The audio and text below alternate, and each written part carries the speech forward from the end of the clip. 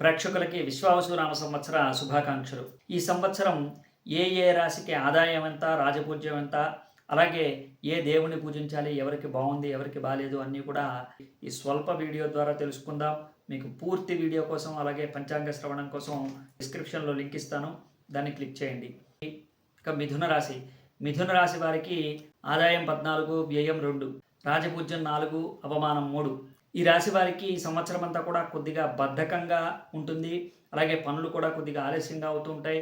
కానీ పట్టిందల్లా బంగారంగా ఉంటుంది. ఈ సంవత్సరం చాలా బ్రహ్మాండంగా ఉండబోతోంది. అన్ని విషయాల్లోనూ కూడా కలిసి వస్తుంది. ఉద్యోగాలు ఆలస్యంగా వచ్చినప్పటికీ కూడా ప్రయత్న లోపం లేకుండా మళ్ళీ ప్రయత్నం చేయండి. మీకు మంచి ఉద్యోగం వస్తుంది. అలాగే వ్యాపారంలో కూడా అధికమైనటువంటి శ్రమ పడటం వల్ల మంచి లాభదాయకంగా ఉంటుంది. నష్టం వస్తుందేమో అనేటువంటి భయంతో అయితే వెనకడుగు వేయకండి. ఈ సంవత్సరం అంతా కూడా బ్రహ్మాండంగా ఉంది.